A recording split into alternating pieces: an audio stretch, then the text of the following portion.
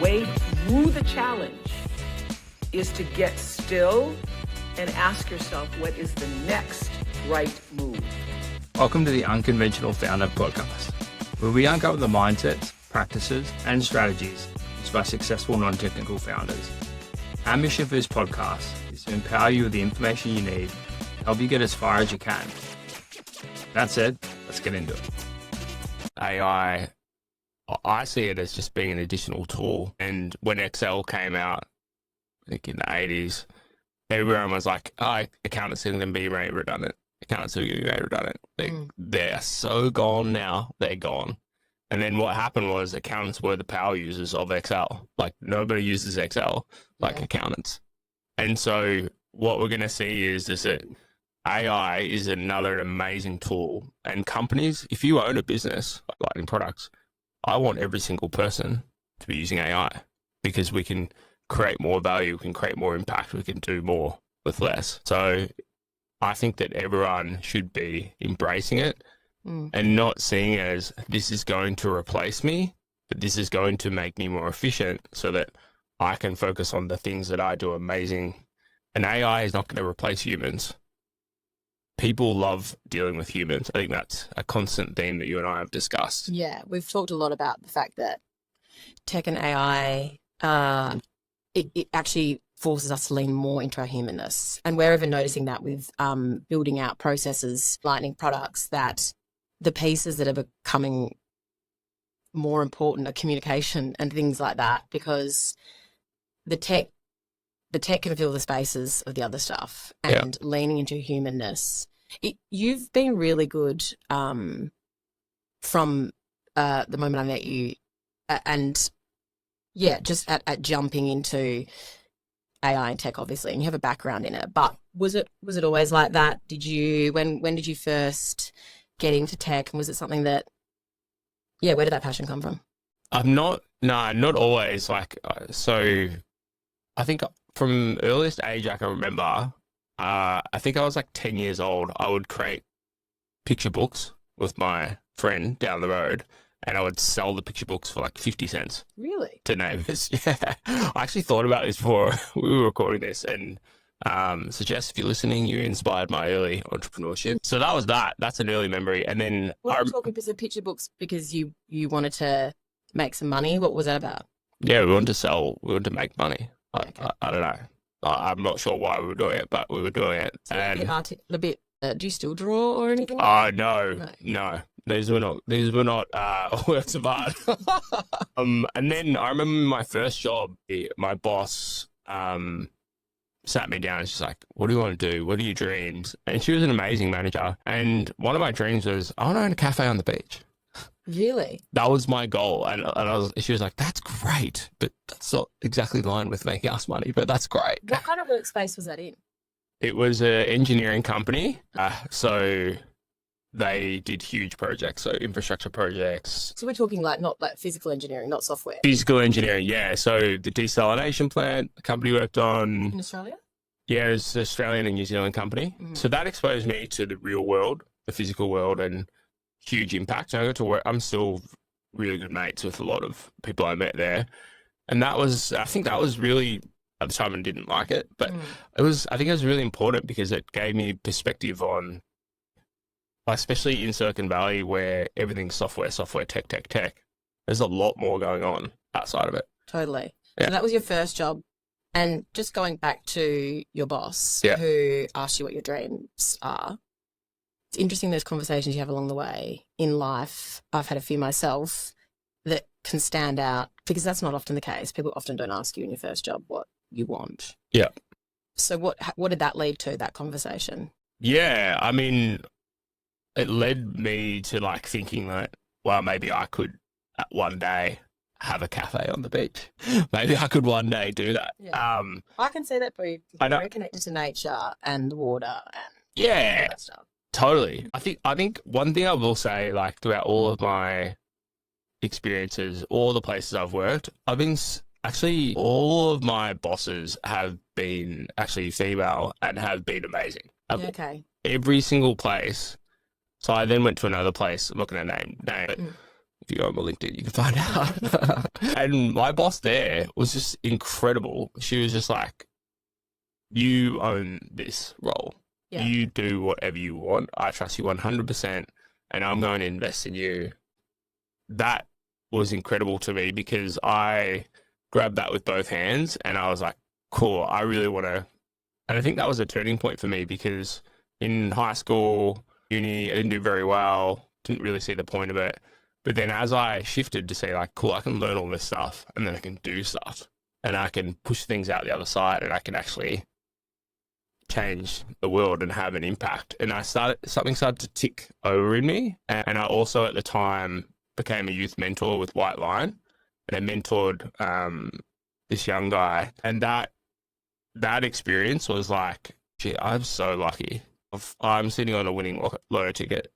And gratitude around Gratitude for my that you were brought up in a privileged way, I suppose. Yeah. Yeah, 100%. Like my parents had done a lot for me. I came from a good family. I was like, geez, like why wouldn't, like, I can't not do something to try and have a positive impact. And I'm in a great position. So it would be not, yeah. I wouldn't be able to live with myself after having that experience with that kid. I can't not. So That's fascinating. I'm interested in what you said about school and going from, because I think a lot of us have different experiences in school. I had the opposite experience in school where I felt like I knew how to do school. Yeah. But I know people don't, and that can often be, and I've gone and spoken to younger students and tutored over time, and I think it relates to this topic because I think people get sort of boxed in at school, and that can start an identity and a story with relations to things, including not trying new things and labeling yourself as either creative or not creative. Do you think that boss you had and those mentors sort of gave you a permission slip to believe in yourself and think outside? What you think? I think school's a really interesting one because you're set against these static, non-movable markers, right? It's either pass or fail. Yeah. It's either 99.95 TER or whatever it's called, or it's, and so I think that when I got out of that, they definitely started to build me up and to be like, you can invest in yourself and you can go and do stuff. And then I started to get really good at certain things. And I was like, shit, oh my God, I'm not a dumbass. Yeah. I was like, wow, this is great. And then, I moved to, I had this belief in myself. I think I was driven to really want to change the world and have a positive impact. And I would say to myself, it was really big into Tony Robbins. My brother got me into that. And I would have this like vision, I'm going to change the world. I'm going to change the world. If not now, then when? And so like, I kind of forced my way into it. And I somehow changed who I was. I was like, I set myself to somebody else. And that was really important. And then I moved to San Francisco and then, Sounds like quite a fearless approach to life in the sense of a lot of people have the materials, resources, tools, but don't do that. Yeah. Maybe they don't have people in their lives that inspire them to do that. So do you think, you mentioned your brother, you mentioned Tony Robbins, and those are both different types of mentors and inspirations. Yep. What kind of role do you think that played in kicking you off, and why did you even go down that path? As I said, a lot of people stop themselves in the first place, and we've spoken a lot about those sort of invisible barriers that people create for themselves and how detrimental they can be. So what do you think caused that? Yeah, well, I mean, I had nothing to lose, which was helpful. Like, I was not like a prodigy at high school and like a math expert. So that was part of it. But I think like, the idea of having a life, some people just love it, like go to a job that I don't know if they love it, but just go into a job that I didn't absolutely love or I wasn't excited by it. And I think I got addicted to learning as well. Like I got addicted to learning and loving learning. I think that was part of it. And I realized that in order to have a positive impact and to make a massive change, I needed to accrue skills. Yeah. I needed to change myself. I needed to become better. And I realized this was in 2015 or 2014. I was like, shit, this internet thing's going to be huge. This tech thing's going to be big. And like, I was like, I need to be a part of it. Like, if I'm sure the internet's done a lot of bad things, but there's going to be a lot of good things a part of it. And so I was like, I've got to get myself to Silicon Valley. Yeah. And so you were in Australia, so you're in your 20s at this point, yeah, thinking all these things and having worked in engineering and then for Spirit of Tasmania, yeah. And then for Spirit of Tasmania. Yeah. Okay. Yeah. So not very tech. No. So what kind of, before we jump into Silicon Valley, what kind of roles were they? I'm interested in that in terms of your background, because I'm a big believer in having worked in a lot of different industries myself and now feeling good about that, not necessarily feeling good about that along my journey, because I sort of thought, well, do I not know what I want to do? But when things start to come together and you start to synthesize all that information, it can be it's just a really nice feeling, and you sort of feel that everything was worth it. So you went from engineering company to Spirit Tasmania. What kind of roles were they?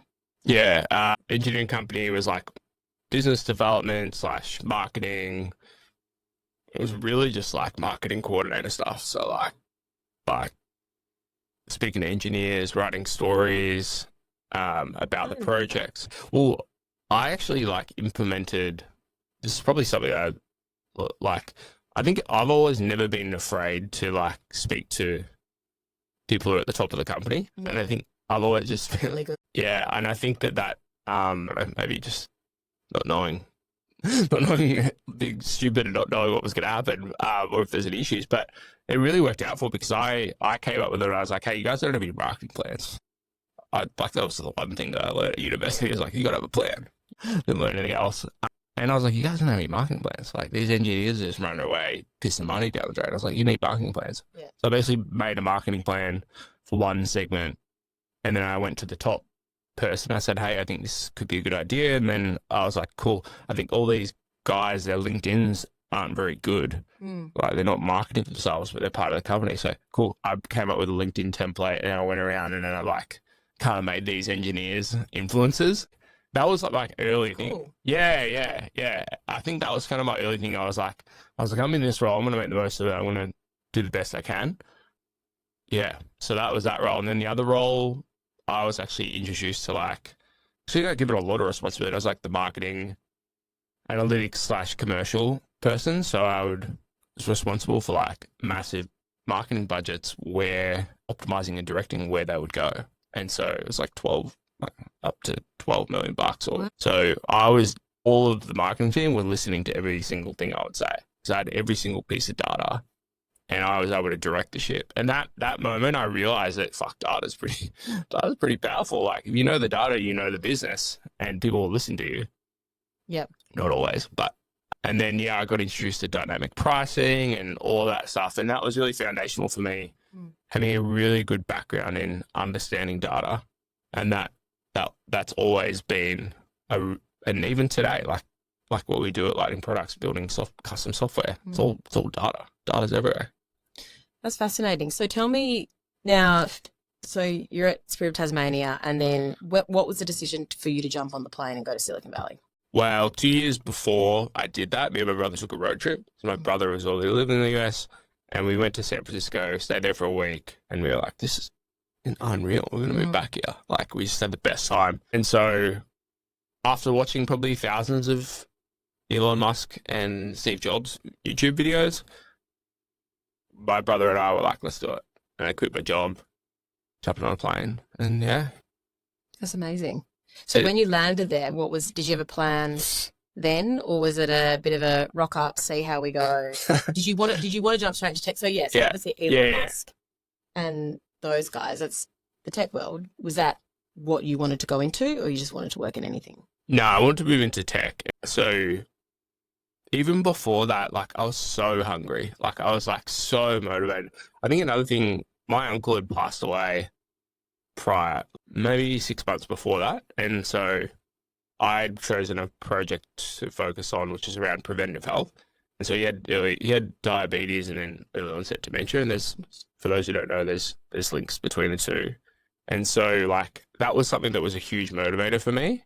And I was actually cold calling people in San Francisco 3 months. I set up, for anyone who's trying to do this, set up a fake Skype number in the US. So I had a US number, I had a US address.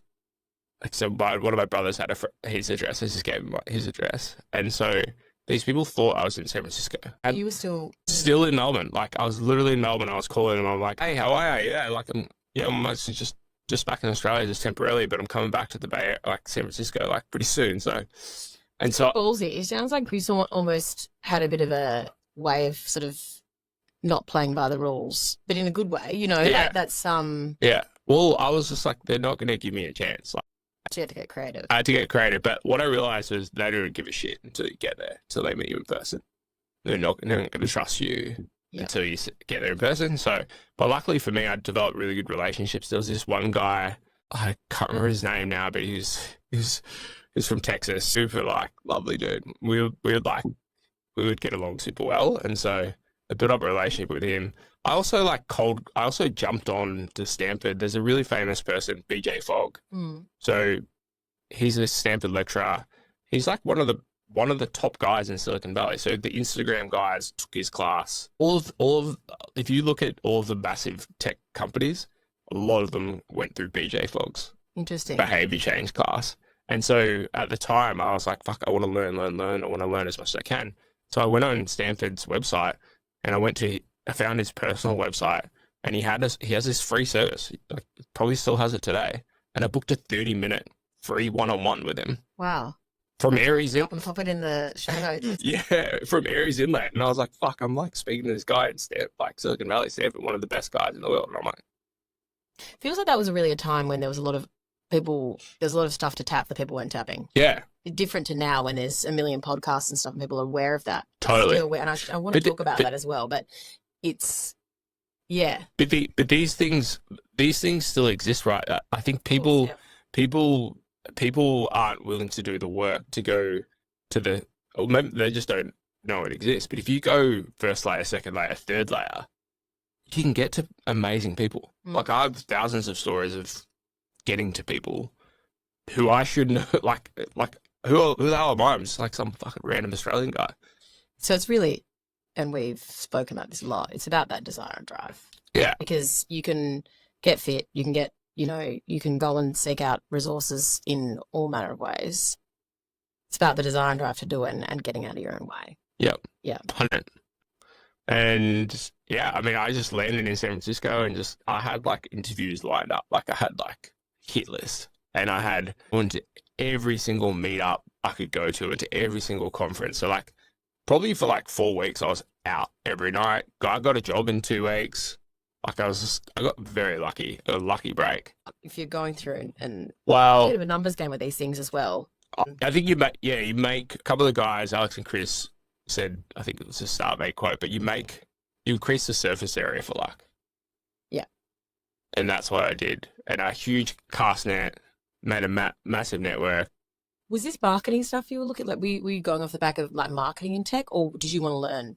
This is something I'm interested in talking about, is this idea of being technical or non-technical, and the different types of people that enter this space, and that it has been contained, like any industry, to a certain type, which feels like that's changing a lot at the moment, and has in other periods of time with different industries. So were you working technically? And can you explain what it means by to be non-technical or technical? Yeah, totally.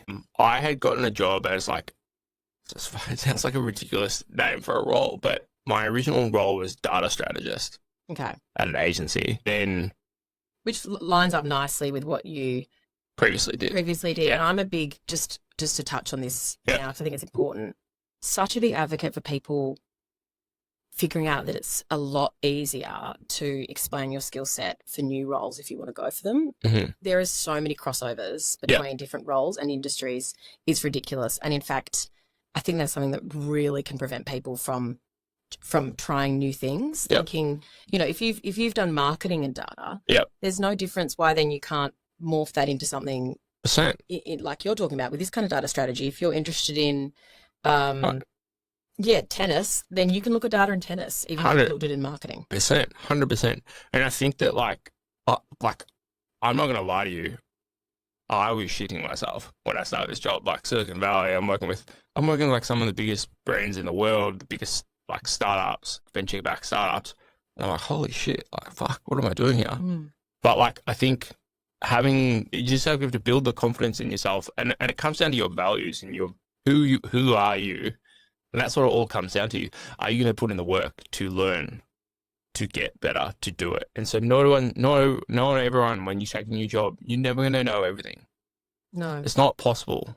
Like, obviously, don't blatantly lie about everything. If you think that you can learn, back yourself. Go for it. Like Richard Branson says this a lot. Like, back yourself in and learn, do the work, and put in the work outside of the work. Like outside of work, like no one's going to pay you to learn. Like, and they shouldn't pay you to learn. But like, this is something that people don't realize, is that early on in your career, you should be jamming. You should be working hard to acquire skills and grow and learn and learn and learn. Because it's going to pay dividends later on, no matter what you do. absolutely. So at this first company that you're at, you said you were a bit shit scared, kind of sort of imposter syndrome, territory type stuff, which we all have. I've met women and men who have been in their game for years, and they still have imposter syndrome about pricing their services or about running certain events or whatever it happens to be. Yeah. So how did you, in with the benefit of hindsight, how come you think you're able to deal with that stress and kick on and push on? I think I just knew that I was going to do the work. So I worked harder than everyone else, and I put in the work, and I was like, I had a meeting with, like, it was at one point I had a meeting with a billionaire. I was like, holy shit, like, what the hell's going on here? And I think it comes down to just doing the thing over and over and over. And so, like, I had a moment where I was like telling the North Face. Really? Yeah, I was like, the North Face, this is your entire strategy. That's amazing. I've looked through all of your data. Business we're talking. I'm talking like Microsoft, North Face, Procter and Gamble, the who's who. Right, this agency was working with everyone. So what kind of agency was it specifically? It was like a product agency, and it was also As in digital product agency. digital products, so They were like software, yeah. creating custom software, and they're also creating growth plans. Like we were running growth. Like I was leading growth for Next VR, which is the VR company that got bought by Apple. It was like they used to do VR for the NBA. This is 2016, 2017. This is insane. Like VR for the NBA. Yeah, VR for the virtual reality for the NBA, for all this stuff. Like I look back on that and I was like, fuck, I got so lucky. Like I just got like thrown in here. This random. I was the only Australian guy apart from. Well, there's one other guy who's the CFO. Shout out to Darren, legend. Americans tend to quite like Australians. Yeah, you see, that's what I had going for me as well. They like thought I was funny, like sounded funny, and yeah, I got so lucky. Like again, like the mentors that I had there, the friends that I made lifelong friends there. Very, very lucky. Like so, Silicon Valley. As someone who hasn't spent time there myself, you hear a lot about that world. There's certain views around it, whatever. So you were there in 2016, 17. That's when you first got. Yeah, 2016, mid 2016. Yeah. What was it like at that time? The energy there, the culture. How was it different to Australia? And what was your views when you got there with, you know, seeing this tech being built and being immersed in that world? Yeah, I think just initially, like Silicon Valley is 7 miles by 7 miles. Like, well, sorry, San Francisco is 7 miles by 7 miles. Like, Can we give that to me? yeah, shit, maybe 14 Ks by 14 Ks. And so, like, that's a pretty small space. Tiny. So that's San Francisco, right? And then Silicon Valley is down the road. It's like maybe 20 minutes drive. And even down there, it's pretty, like, small space. And so the sheer geographic size of it and the amount of people flooding in and the amount of money flooding in, so much talent and so much money. So what happens there is that people who are extremely successful are super accessible, if that makes sense. Yeah. It's like so I'll give you an example. Like I basically first of all, I think you just got to tell people what you're doing. This is what I want to do, what I want to do. And then you maybe get one person who's like, takes a chance on you. Cool. Thanks so much. And then then that person's like, I know this person. And so like I had one of my advisors who's an absolute legend. His son, I think, went to school with a very famous entrepreneur. I'm not going to name names, but they sold their company for like $800 million. And he ended up being an advisor and mentor to me. Yeah, wow. All because it's just like within this suburb area. And like I was at a house party. I met one of the co-founders of Weebly. I was sitting in the kitchen. And I was like, so what do you do, mate? He's like, yeah, got this startup. Yeah. And I was like, oh, cool. What does it do? He's like, it's like a website builder. Cool. What's it called? He's like, Weebly. And for those who don't know, Weebly sold to Square for like, a lot of money, 800, 900 million. And so these people, a lot of them are because there's so many success stories, it's just like normalized. Mm-hmm. And I think that is probably a big difference. And having crazy ideas and thinking big is encouraged and is not shut down, whereas in Australia, it's shut down. Yeah. It's tall poppy syndrome. Yeah. And then you're like, Big time. Davo, you can't do that. Yeah, Davo, you started a business. Whew, don't do that. Yeah. Like my parents like love them, but they're like, sure, you want to start a business? Sure. Remember what happened last time? No, totally. And it's something that I think about, we've spoken about a lot. And so for anyone in our audience who's Australian, I think you got to find ways to get out of that headspace and to push yourself. And it sounds like, from what you said, you just sponged up these experiences along the way. That's what built the confidence. It's like it's a rolling ball that keeps gathering momentum. And it's interesting what you were saying around there being just a lot of money and a lot of people there. It almost sounds to me like sometimes as well in those particular areas, the people within those spaces don't realize how good they've got it. Sometimes if someone comes from the outside and they're like, whoa, because everyone else, when everyone else is talking about founding things and whatnot, you feel like that becomes run of the mill. But as an outsider coming in and looking at that, that's where often people grab opportunities. And it's no surprise why a lot of immigrants are top. Like, look at all the biggest tech companies. A lot of the CEOs are immigrants. Yeah. Because they're hungry. They want to build stuff. And I remember when I first got there, I was in an Uber, and it was when Uber share was out, and like where you carpool with other people. And I was like, where do you work? And they're like, I work at Facebook. And I was like, shut the fucking front door. You work at Facebook? Holy shit. And I was like starstruck. And then by like year 5, I was like, oh, fuck, you work at Facebook. Great. Cool. Yeah. I love that. And so I'm interested to know from there what led to Lightning Products. Yeah. What changed from you wanting to work for other people to wanting to build your own thing, and why? Yeah. I wanted to start a healthcare company. Primarily because I think what happened with my uncle drove something inside of me. It was like, I've always been interested in food. I studied food science as my first degree. Okay. I was like, fuck, this whole food system's messed up. The healthcare system's messed up. Why is it so messed up? So it kind of got me thinking about like, and food was starting to become online. So online grocery was starting to become a thing. Instacart. I was like, there's a huge opportunity to bridge the two and bring medical meal planning and having dietitians as a part of the grocery experience, and having more than just like you see a dietitian, $300, see you later in a month.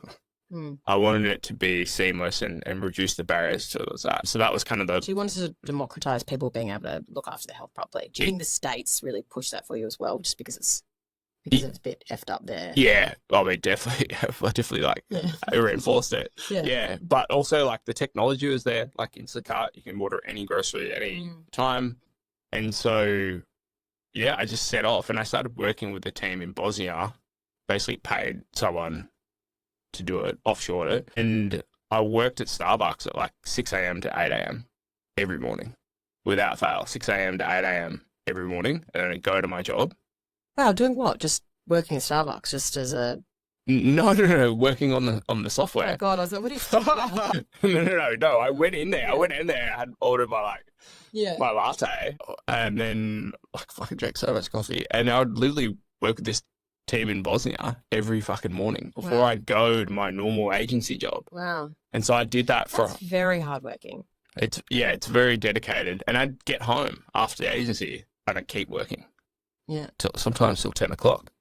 Were you feeling any like burnout and stuff at the time? Because I do like this quote, and I'm going to butcher it, but around if like you only get burnt out when the candle's been lit under like someone else's flame. You know, it's like it's not if it's your passion. Yeah. And if you've got reason for it, then you've got that ticker and get up and go. Energetically, you want to do things. Yeah. I honestly, like, at that time was not, I don't know, maybe I probably wasn't conscious of, I probably didn't even know what burnout was at that stage. No, I don't think any of us. Yeah. That terminology. I don't know, probably not, yeah, because I was just so hungry to learn. I was like, all right, look at this. I'm like learning how to build software. This is friggin' amazing. Like, wow. And so, like, at that point in time, I was building my product outside of work. And then my agency job, they were building the same product with the same stack. Mm. And I was using this tool called Firebase. And I was like, holy shit, like, I'm doing the same thing over here. So by this point, back to the technical, non-technical thing. Yeah. Were you therefore, like, you were doing actual software engineering? Oh, no, I wasn't. No. I was, at this point, not doing any of it. I was like, I think the thing is, early on, is like, you think that you know more than you know. And I thought that I knew a bit because I took a product management course, but really didn't know. No, in Australia. But I was working with the engineers and I had somewhat of an idea, but I didn't really know what was going on. I thought I knew what was going on, but I didn't. And yeah, basically strung out, got the MVP out, launched it, quit my job, started another company, a consulting company to like, I don't know if I want to say this, but do some interesting stuff with my visa. And I was running a consulting company which funded the tech startup. So I never raised a single cent for the tech startup. Right. So it was all yours. All my own money, all bootstrapped. Yeah. Yeah, right. And did you at that point have a desire to just work for yourself? Or was that part of the reason why you did it? Or was it more that you had this passion to do something and the only way you could do it was to create your own vehicle? It was partially both things. At the time I'd like kind of lost. I got a new boss at the agency and I was like, I was just not enjoying it. And I was like, I'm ready to go. I think I was organically getting pulled away. Yeah. So then how did we go from that to Lightning Products So did the agency evolve into that or the consulting agency, or is that completely separate? Consulting agency is completely separate. I shut that down. That was a growth. Because I got really good at growth and user acquisition. Growth hacking. Yeah. And also analytics. So at the end of the agency, the last consulting company, I'd set it up to run without me. So I was making like $5,000 a month and I outsourced all the work to someone overseas. But it was the most unfulfilling work. So I ended up winding it down. But I started Lightning Products in Melbourne in the Commons. Shout out to the Commons. Which is where we're recording this podcast. Yeah. Like 2 years ago now. I just set it up. I was working, after coming back from Silicon Valley, I worked in management consulting for 1.5 years. Worked with some of the biggest companies in Australia. Found out that I didn't like working for large companies. I love innovation, love startups. So I moved on, started Lightning Products. Awesome. And while we're here, what's the sort of purpose and mission of Lightning Products? What is it that keeps you wanting to grow it, and what's it all about? Yeah. I want to dramatically, you can help me with the pitch. I want to help people create software. I want to empower people to learn and use software and build software that's going to have a massive positive impact on the world. So we've spoken about this quite a bit, so I'm happy to step in.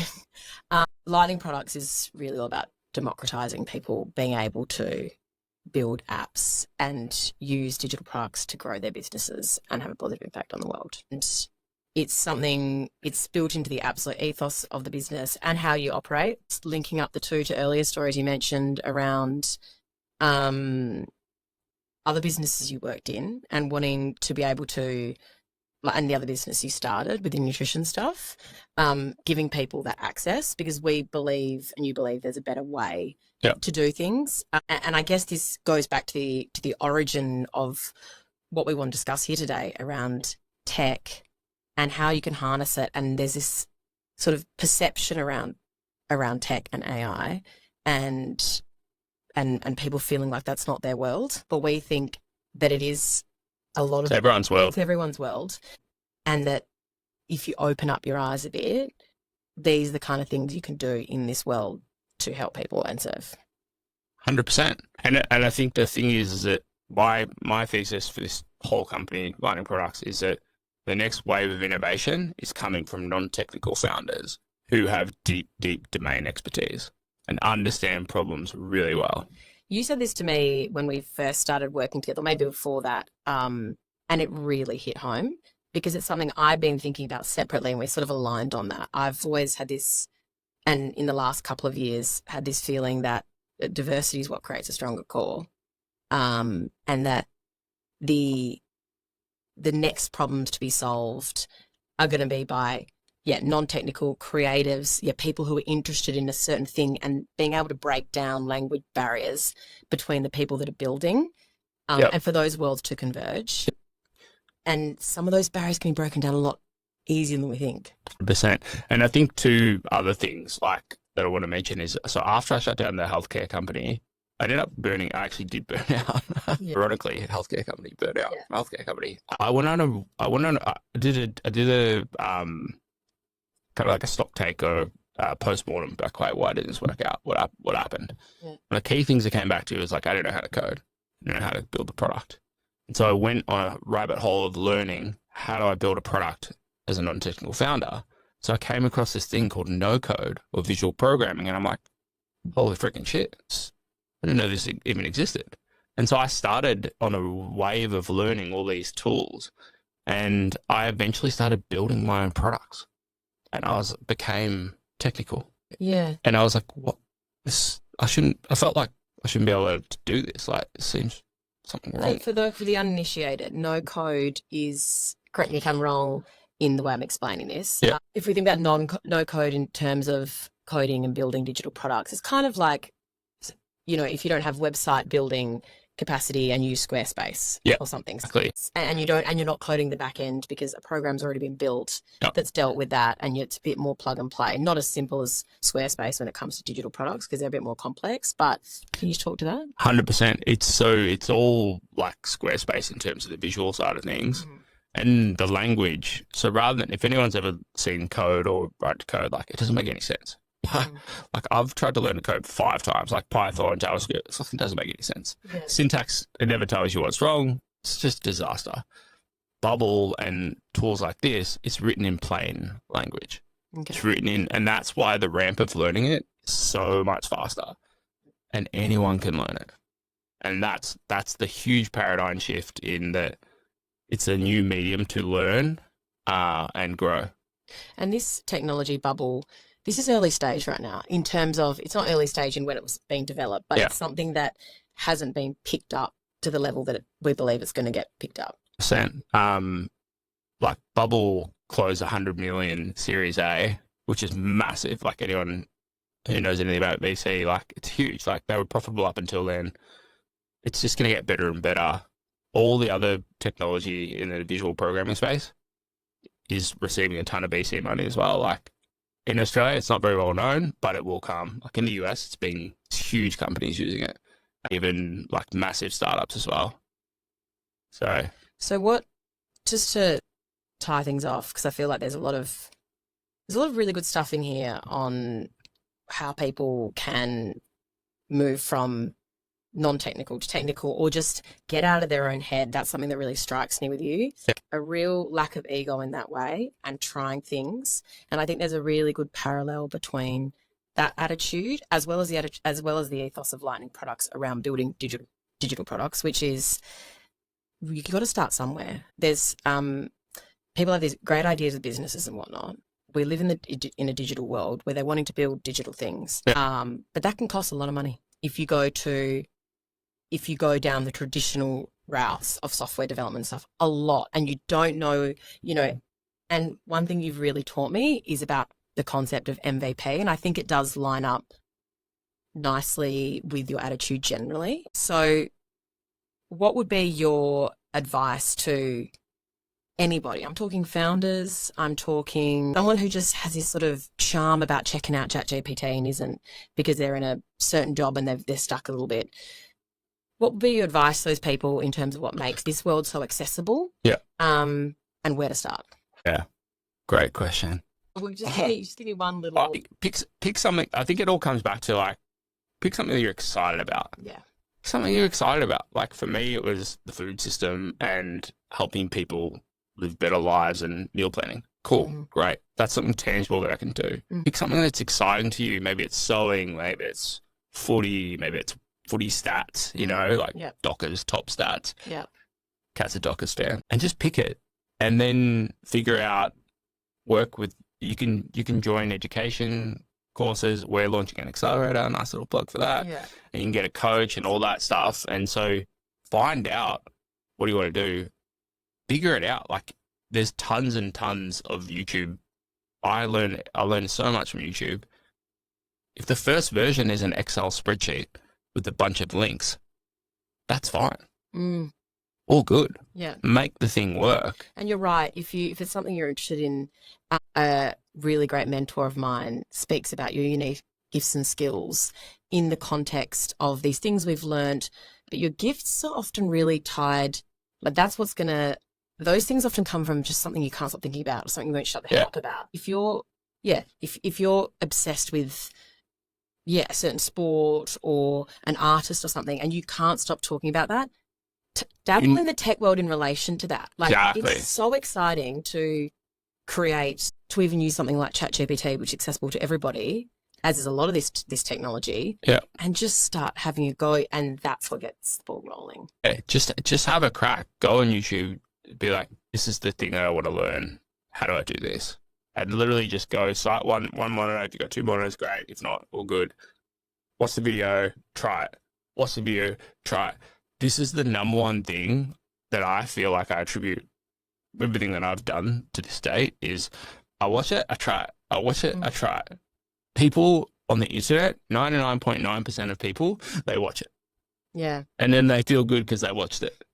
Totally. This is the missing link. That sort of false dopamine hit. Well, it's a dopamine hit and it's a false feeling like you've actually done something. You haven't done it. No. Watch it, try it like for like, and then think about like, cool, I'm going to try it for something that I care about.